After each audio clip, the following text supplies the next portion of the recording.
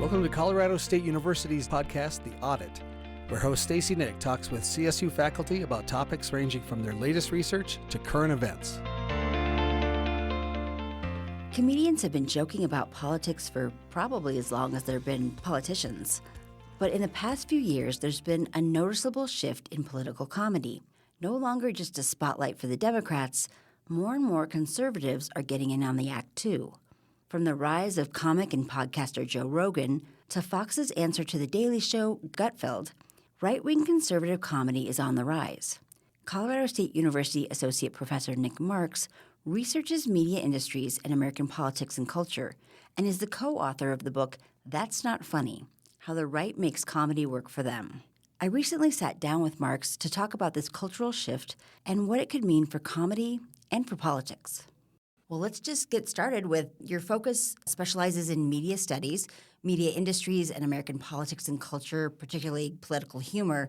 What drew you to this specific area? Thanks for having me. Yeah, it's a good question. I became interested initially in my graduate school work on comedy. So I studied and wrote a lot about Saturday Night Live and television sketch comedies, mainly because a lot of folks hadn't up until that point. In my career here at CSU, I've become more active and aware politically, especially how comedy is activated in a political sense to either support a liberal or a conservative cause. And so the trajectory my research and teaching has taken has been one of a fan-based interest. A lot of the things I like to watch and listen to on my own are funny things. But in my over a decade here at CSU, comedy's really become politically weaponized and used in support of specific political projects, for good and for bad. And so I really wanted to know more about why comedy specifically, to what political ends is it being used and by whom? And then perhaps most importantly, who's making money off of it? Who are the benefactors of this, building careers and industries around the creation of political satire and humorous content? In your book, That's Not Funny, you discuss conservative comedians in particular, like Joe Rogan and Tim Allen and Fox News' Greg Gutfeld. How do their comedic styles and content reflect or influence right-wing political ideologies? They are all different stripes of a broad coalition of generally right-of-center political entertainers.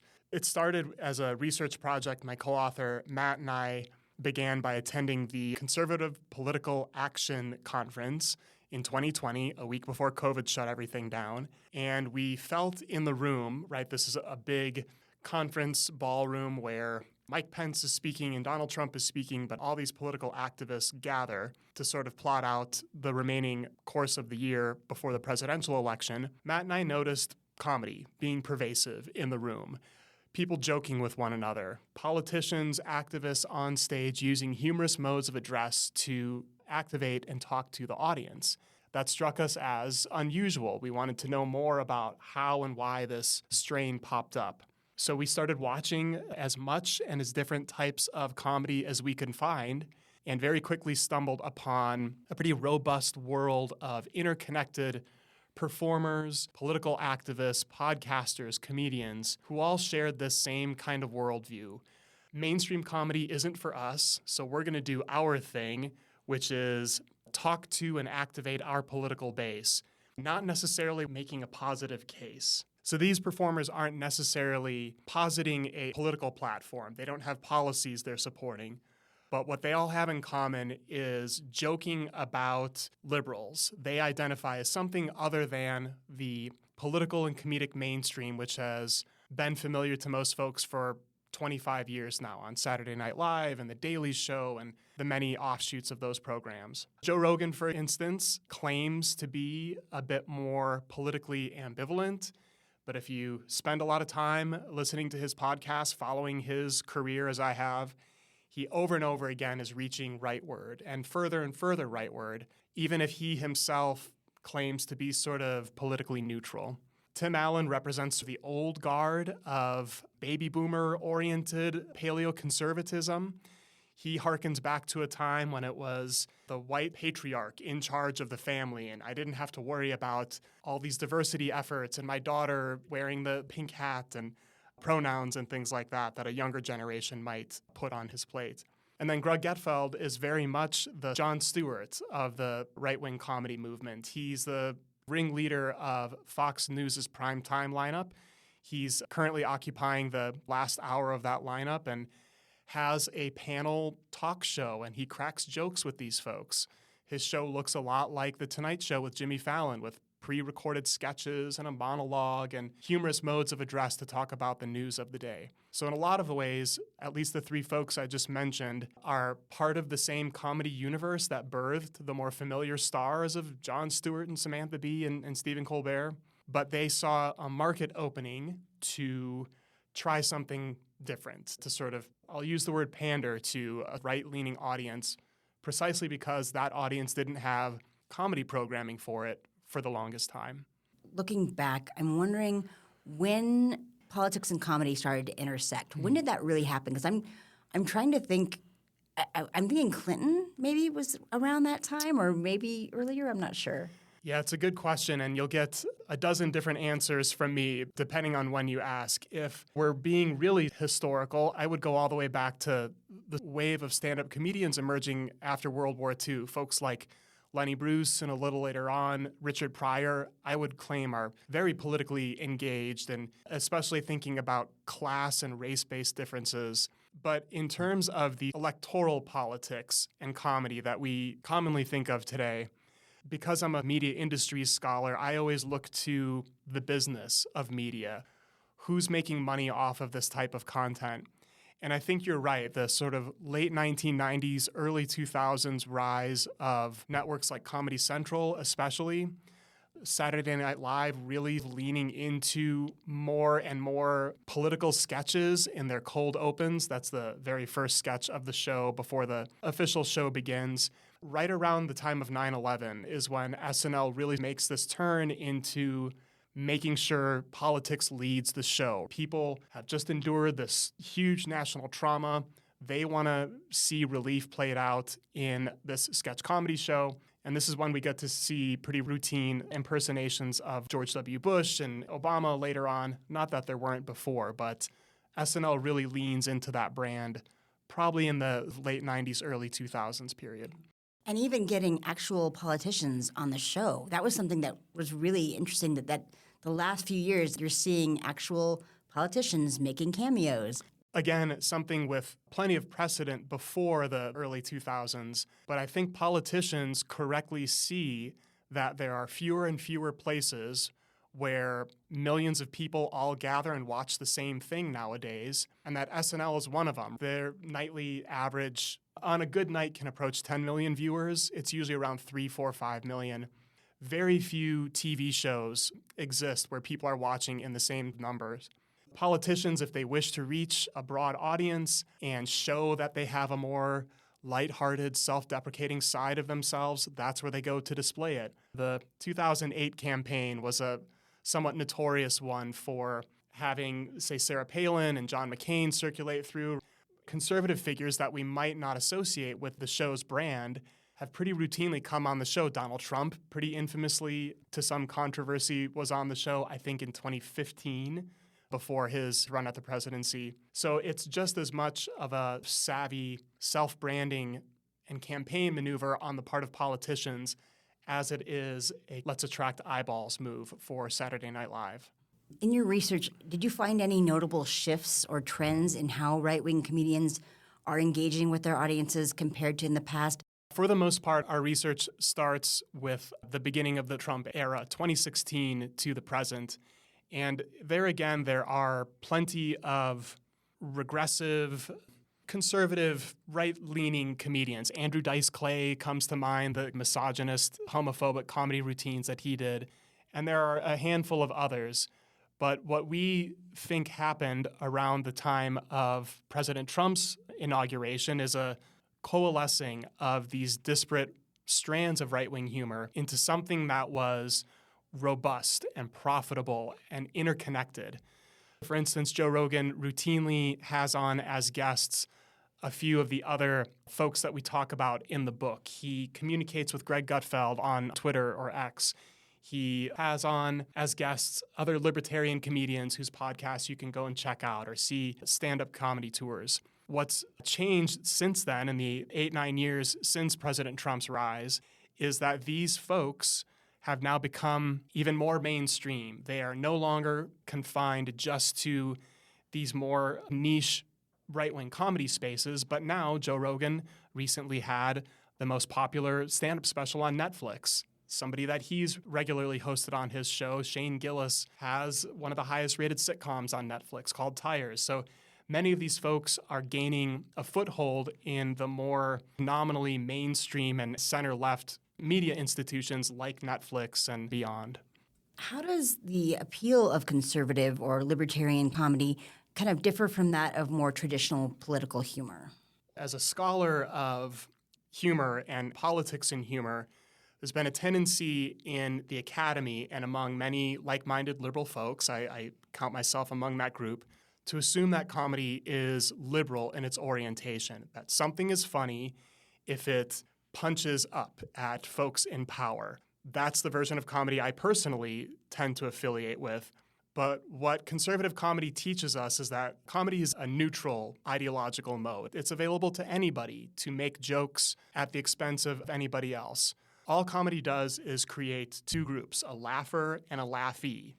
I might not like the setup of laugher and laughee from conservative comedians, but I at least, and Matt and I, urge folks to be honest about the fact that it is comedy, that it is designed to generate laughter in its desired audience. At its core, what Joe Rogan and Greg Gutfeld are doing is not fundamentally different from what Stephen Colbert is doing.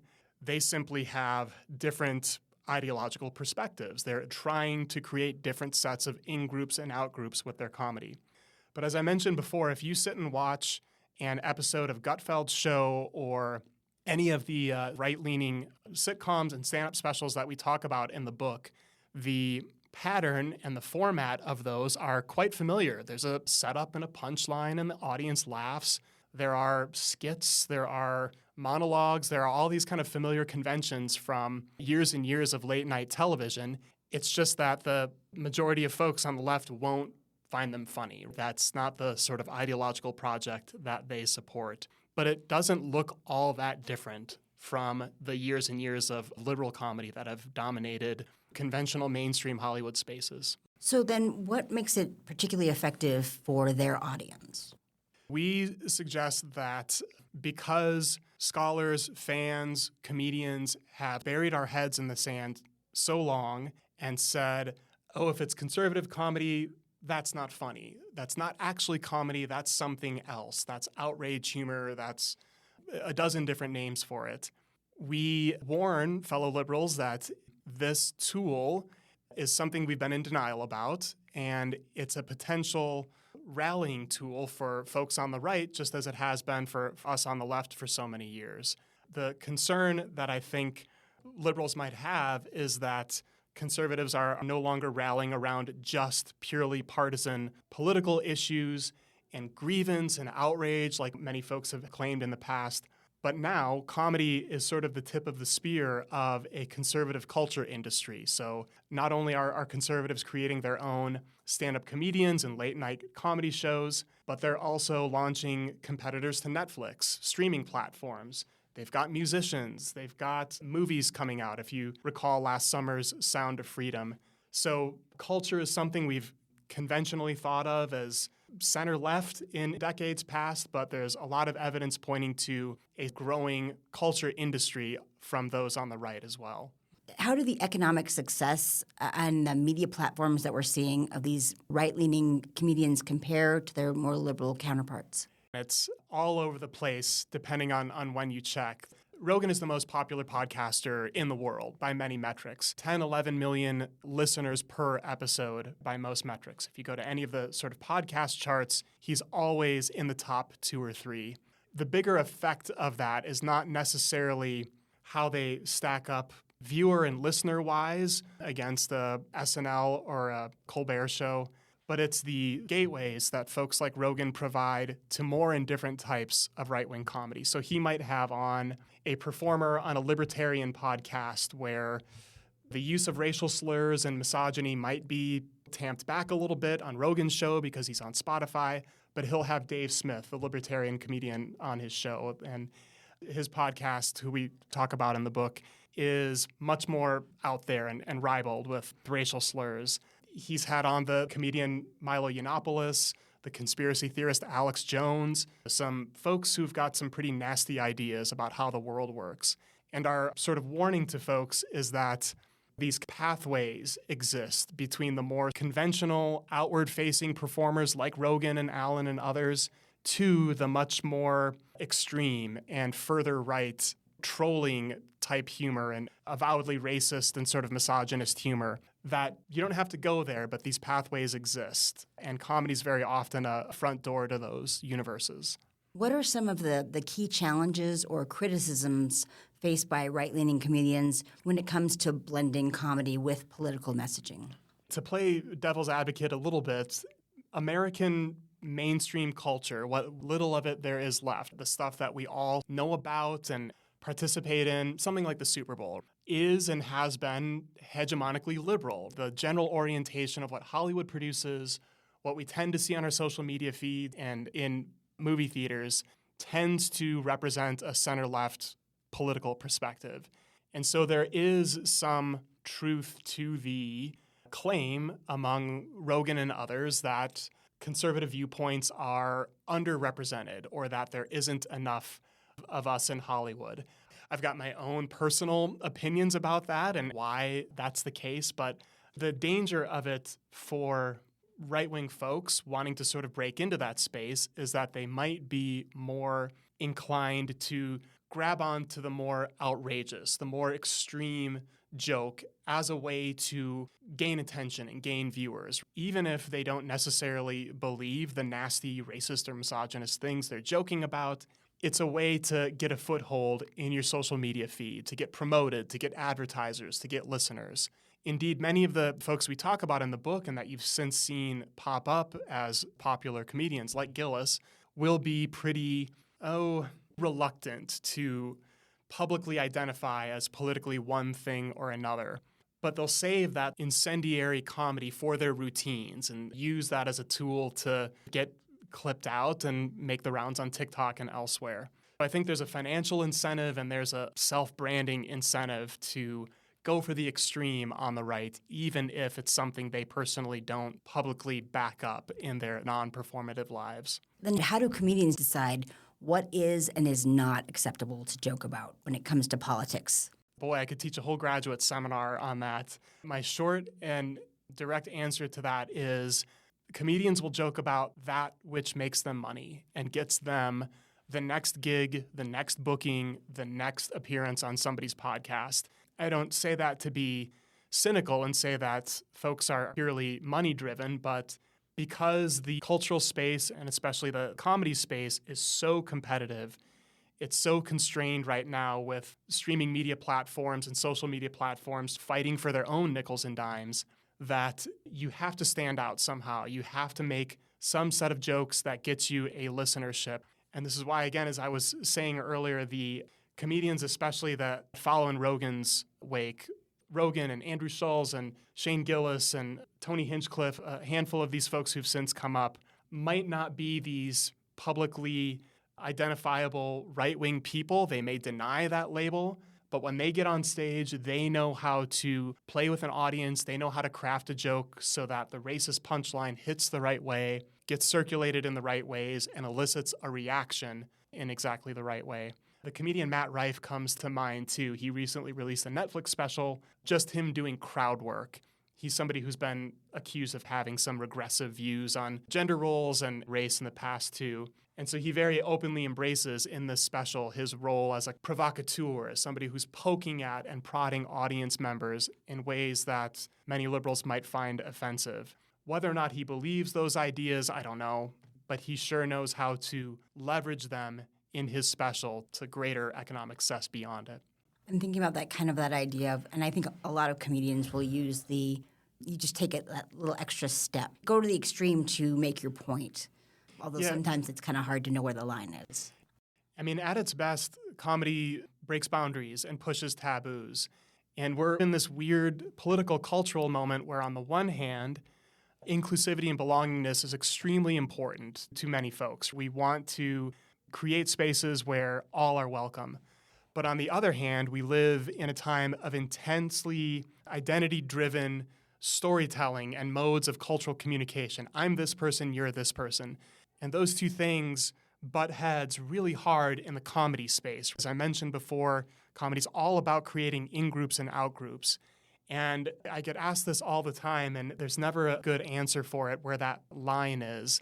And I guess my my cop-out answer is you just kind of know it when you see it. You know, or when you step over it. When you're an audience member in a comedy show, when you're watching something, and something in your gut reacts, right? You have a visceral reaction to some joke somebody made, or somebody you're with doesn't react the way that you want them to. Humor is so contextual that I don't think scholars of it will ever be able to draw some hard dividing line of this is okay to joke about, this isn't. It's hard for me to believe that a stand-up act or an SNL skit can really impact the outcome of an election. Do these comedians actually have influence? Can they influence political public opinion and political discourse? No. Directly, no. They don't, I think, don't have direct impact on electoral outcomes. I think what entertainers and culture industry workers do is shape the broader conversation. They shape the reaction to the politician and the narrative that emerges out of them. They generate discourse. They talk about memes. They create memes. They circulate them. My sense of the relationship between culture and politics is always a sort of one step removed. There's no direct outcome you can point to as, aha, this episode of SNL aired, therefore we got President Trump. Some of that may be debatable. What I think culture and especially comedy does best is provide guidelines on how we talk about politics and what we deem permissible under any given circumstance. You saw the recent sort of news cycle surrounding Tim Walz's joke about white guy tacos. The way that joking mode of address from a politician was activated by both right and left as something disingenuously conservatives would say, oh, he's making a racist joke. You can't say that about white folks. And liberals would say he's very clearly joking because he was. That may not have been a conversation we had 10, 15 years ago, but now it's a part of the mainstream news cycle and conversation. What is the ethical stance of this joke? Is it okay to say something like this if you're somebody of Walz's identity position?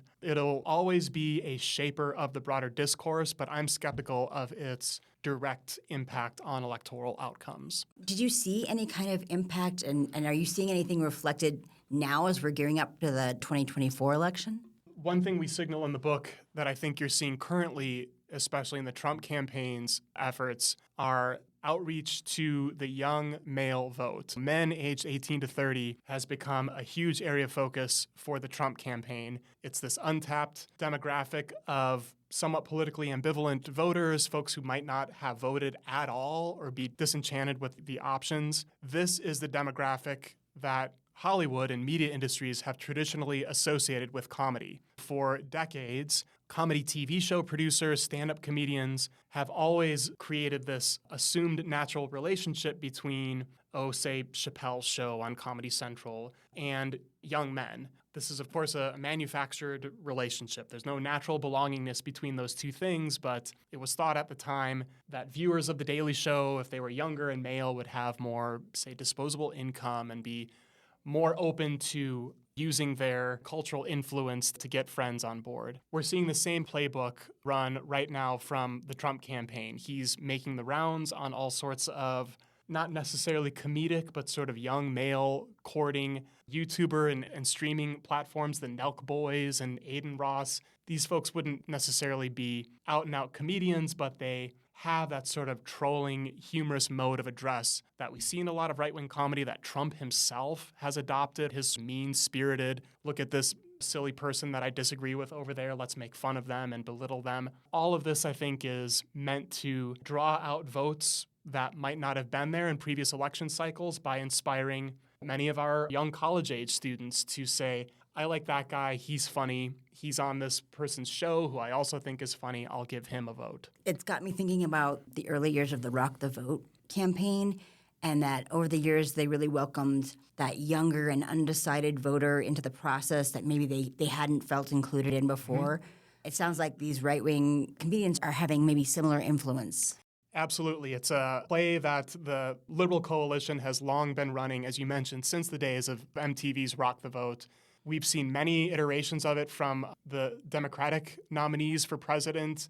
There's always been a kind of turn out the vote effort on the left for young people. The bond between young progressive voters and liberals has always been strong, and it's one that Democrats have used Hollywood and the entertainment universe to draw out. That's why we get many more celebrity endorsements from folks that young people like on the left versus Clint Eastwood and Tim Allen and Dennis Quaid on the right, these older, more conservative demographics of folks we typically associate with the right. What I think you're seeing borne out now in the Trump campaign is a real, intentional, concerted effort to draw out young men with comedy. It's a playbook that the left has run before. It's something that Hollywood streaming platforms and cable TV channels and movies have tried before. And it's certainly something that the Trump campaign is going to try, and we'll see what happens. How does the integration of comedy into political messaging impact the broader cultural and social attitudes that we have? Particularly, I'm thinking about the polarization or the unification. It seems like we're really polarized right now. Yeah, the latter, for sure. I think it absolutely plays into the polarization of the United States on virtually every political issue. I'll not wade into the expertise of my colleagues in political science or social psychology, but because I'm a media scholar, I tend to always default to what is it that makes people money? How is this media content something that can be platformed, advertised to a specific type of demographic? And right now, all of the financial incentives for people making comedy and entertainment content is to very narrowly focus your audience targeting efforts on a small group of people and foster in them a very intense loyalty to your streaming series or to your podcast. As I mentioned earlier, there are fewer and fewer spaces where we gather across demographic and political and identity-based lines to all watch the same thing. It happens once a year, usually in the Super Bowl, and maybe sometimes in a place like SNL, where I think many people will probably peer in this fall just to see what politicians cycle through and how will they interpret X, Y, or Z political event this week.